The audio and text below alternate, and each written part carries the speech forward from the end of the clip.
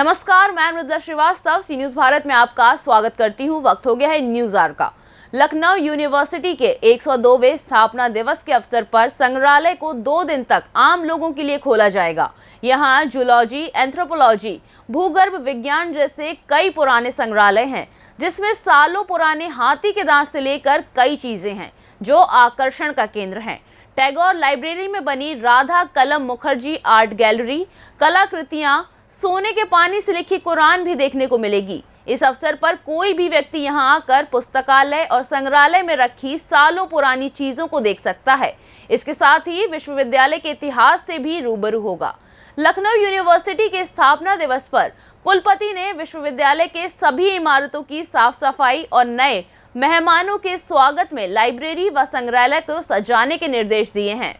लखनऊ विश्वविद्यालय के कुलपति आलोक कुमार राय ने स्थापना दिवस की तैयारियां लेकर बताया कि यूनिवर्सिटी में 2 वर्ष पूर्व की तरह इस वर्ष भी स्थापना दिवस को बड़े ही भव्य स्तर पर मनाया जा रहा है। उन्होंने कहा कि लखनऊ यूनिवर्सिटी को नेक ग्रेडिंग में A++ हासिल होने से स्थापना दिवस में 4 चांद लग गए हैं। स्थापना दिवस के अवसर पर हमने 6 एलुमनाई को अप्रोच किया है। इसके अलावा यूपी के मंत्री योगेंद्र उपाध्याय, मंत्री दयाशंकर सिंह, शशि शेखर समेत कई पूर्व छात्र इस समारोह में शामिल होंगे। सभी पूर्व छात्रों को व्यक्तिगत इनविटेशन दिया गया है। इस समारोह को 2 भागों में आयोजित किया जाएगा। स्थापना दिवस पर छात्रों के द्वारा कल्चरल प्रोग्राम का भी आयोजन किया गया है। टैगोर लाइब्रेरी आम जनता के लिए खोल दी जाएगी। अपने नए मेहमानों के स्वागत के लिए लाइब्रेरी सज के तैयार है। इसके अलावा राधा कमल मुखर्जी आर्ट गैलरी का भी भ्रमण कराया जाएगा और यूनिवर्सिटी में मौजूद म्यूजियम को भी आम जनता के लिए खोल दिया जाएगा।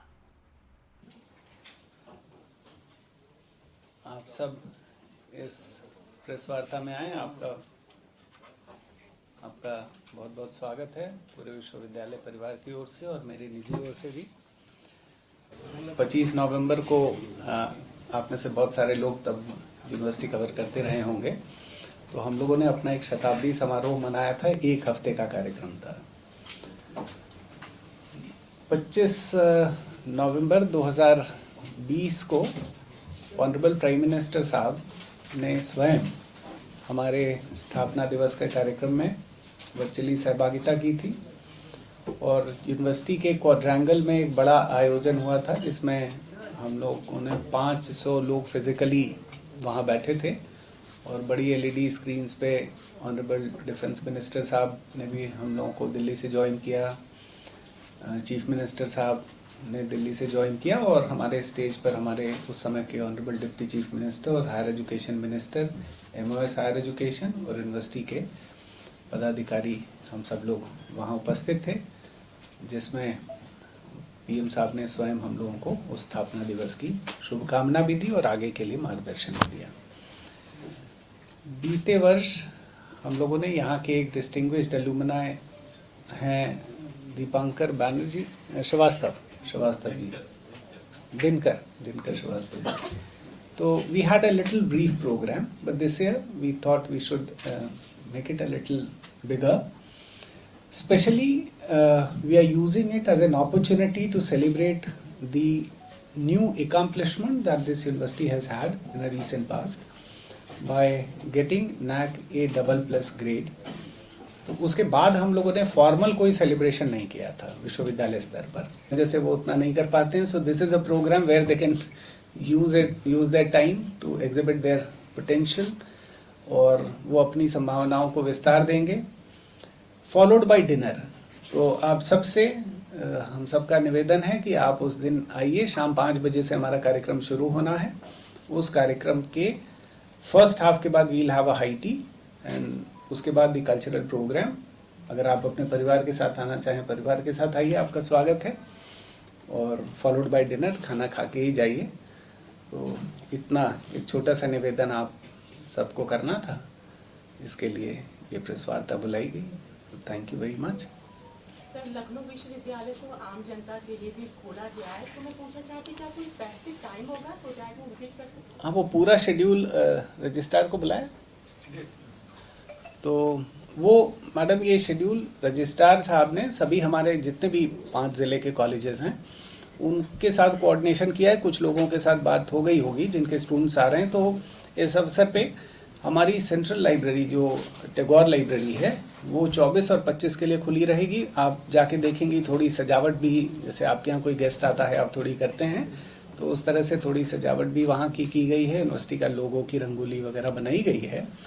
बाकी वी वांट कि लोग आएँ, हमारी लाइब्रेरी देखें। स्पेशली हमारा राधा कमल मुखर्जी आर्ट गैलरी जो 2020 के कॉन्वोकेशन में ऑनरेबल गवर्नर मैडम ने जिसको उद्घाटन किया था, और इसी 22 में हम लोगों ने रेयर मैन्युस्क्रिप्ट सेक्शन जो जहां हमारे पास 1000 साल से पुराने जो डॉक्यूमेंट्स हैं उनका प्रेजर्वेशन हम किस तरह से करते हैं उसको भी हम लोगों ने पब्लिक डिस्प्ले के लिए रखा है। उसके बाद यूनिवर्सिटी की साइबर लाइब्रेरी है, टॉपर्स की कॉपीज़ हैं, सिविल सर्विसेज की प्रिपरेशन के लिए जो अलग सेक्शन है, तो ये सारा हमारा रिन्यूड एंड रीवर्क्ड रीडिंग रूम है। तो इस तरह के जितने हमारे सेक्शंस हैं, ये सारे सेक्शंस को हम लोगों ने खोला है। इसी के साथ साथ यूनिवर्सिटी में 6 अलग अलग म्यूजियम्स हैं अलग अलग विभागों। Lucknow university alumni foundation is a registered body, और उसकी एग्जीक्यूटिव काउंसिल की हम लोगों ने मीटिंग की, और विश्वविद्यालय स्पेशली जिन एरियाज़ में एक बड़ा अकम्पलिशमेंट उसका बीते 102 साल की जर्नी में रहा है, सबका रिप्रेजेंटेशन हो उन तमाम एरियाज़ में जहां हमारे स्टूडेंट्स जो दरअसल रिफ्लेक्शन है हमारी क्वालिटी का, हमारे एजुकेशन का, हमारी एकेडमिक्स का, हमारे रिसर्च का, उन सभी का रिप्रेजेंटेशन हो। इस प्रयास के साथ 6 डिस्टिंग्विश्ड अलुमनाई आइडेंटिफाई किए गए, उस एग्जीक्यूटिव कमेटी में नाम प्रस्तावित हुए, और उन 6 डिस्टिंग्विश्ड अलुमनाई को हम लोगों ने अप्रोच किया। They very kindly agreed, except for Shri Manu Srivastava ji who is currently chief secretary of government of Maharashtra. वहाँ उनके यहाँ कोई बड़ा इन्वेस्टर मीट ऐसा कुछ एक है कार्यक्रम, इसलिए वो हमको फिजिकली ज्वाइन नहीं कर पाएंगे, बट उनकी पूरी फैमिली यहाँ रहेगी।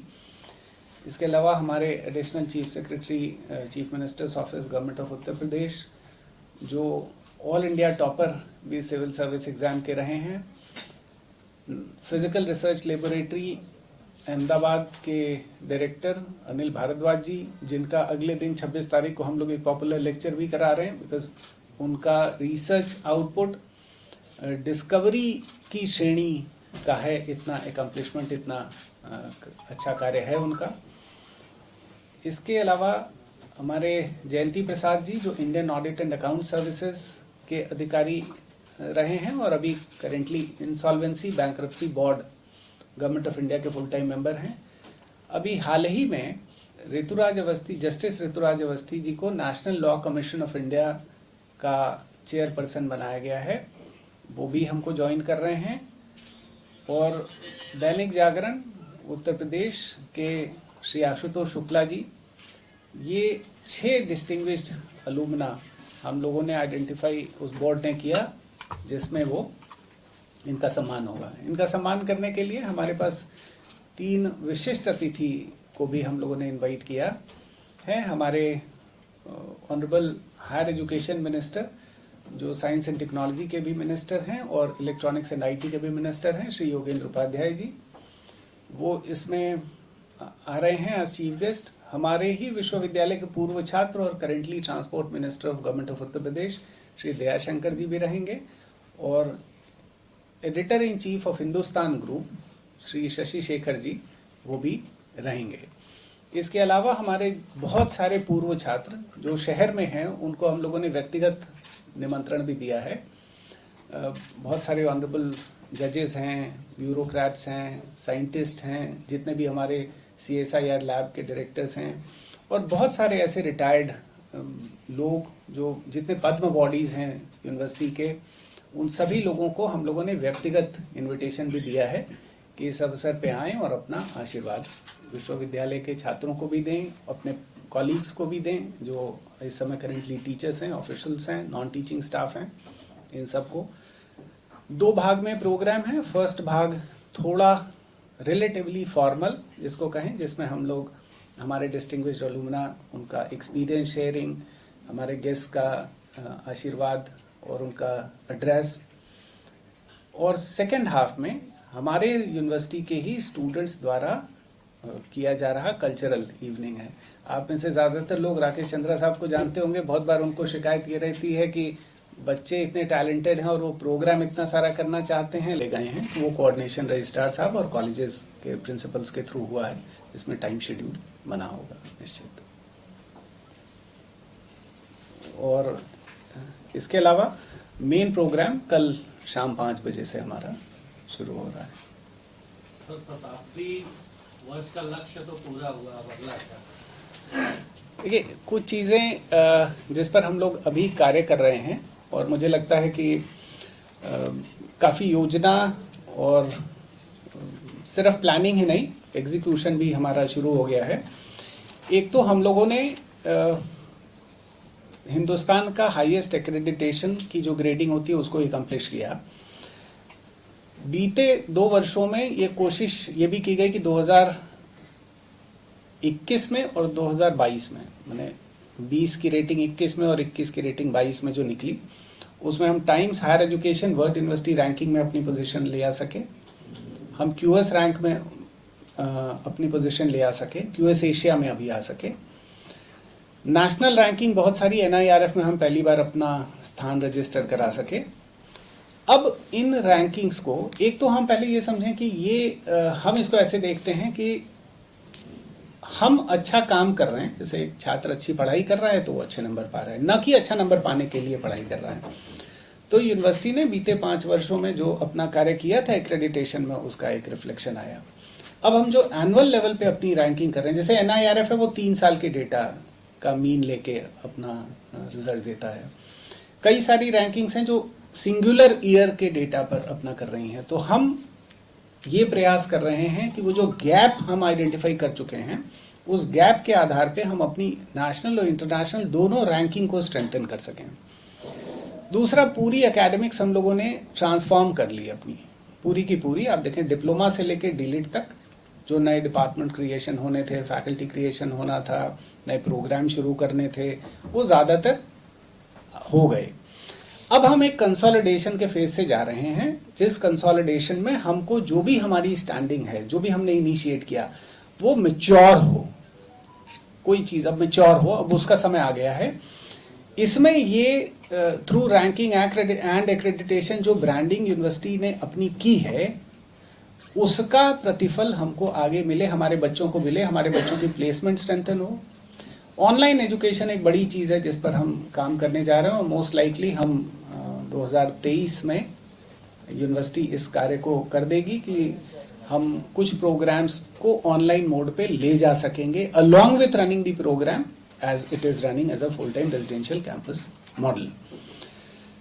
उसके अगला फेज है जो ट्रू डिस्टेंस लर्निंग मॉडल है, बिकॉज फाइनेंशियल स्ट्रेंथनिंग के लिए भी, यूनिवर्सिटी की रीच बढ़ाने के लिए भी, और हम अगर इस बात से कन्विंस्ड हैं, जो हम हैं, कि हम एक अच्छी एजुकेशन इम्पार्ट करने वाला इंस्टीट्यूशन है, तो हम इस अच्छी एजुकेशन को ज़्यादा से ज़्यादा लोगों तक कैसे पहुंचा सकते हैं। आज पूरे हिंदुस्तान में सबसे पहले न्यू एजुकेशन पॉलिसी को इम्प्लीमेंट लखनऊ विश्वविद्यालय ने किया अपने पोस्ट ग्रेजुएट प्रोग्राम में, अगली साल से अंडर ग्रेजुएट प्रोग्राम में भी किया। हमारा अंडर ग्रेजुएट प्रोग्राम आप सिलेबस देखेंगे तो वो लगभग कुल मिला के 32 पेपर तक एक विषय में ऑप्शन अवेलेबल कराता है स्टूडेंट को।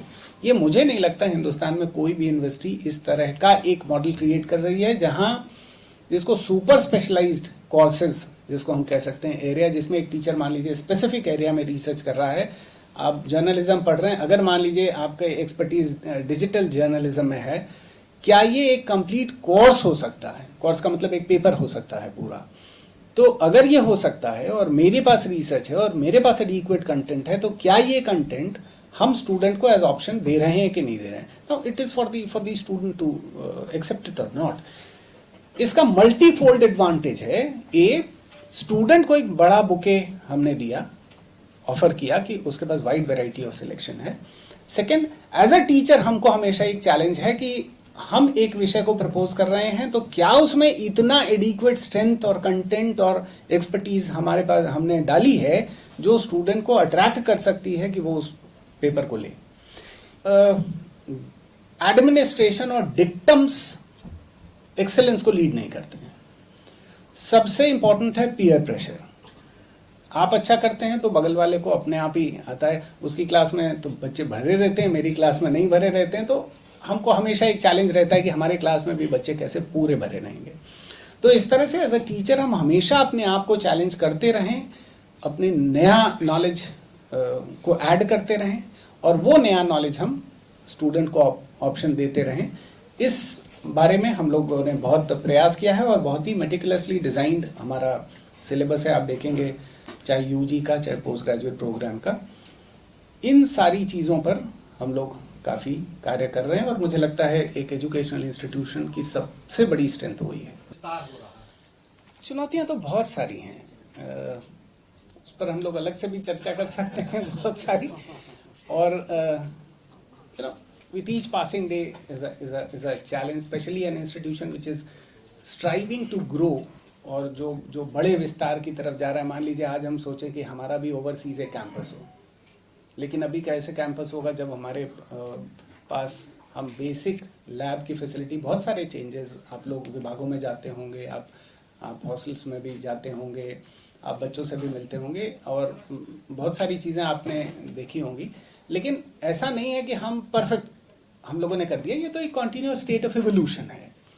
तो हम अगर चाहें भी कि आज हम एक ओवरसीज कैंपस इस्टेब्लिश कर दें, गवर्नमेंट ऑफ इंडिया तो बहुत इसके लिए इनकरेज कर रही है एजुकेशनल इंस्टीट्यूशंस को, तो हमारे पास क्या इसके बहुत सारे चैलेंजेस नहीं हैं। हमारे पास हमारा टीचर उतना ट्रेंड है कि नहीं है, हमारे फाइनेंशियल रिसोर्सेज उतने हैं कि नहीं है, हमारा इंटरनेशनल एक्सपोजर और कोलैबोरेशन इतना स्ट्रेंथन है कि नहीं है।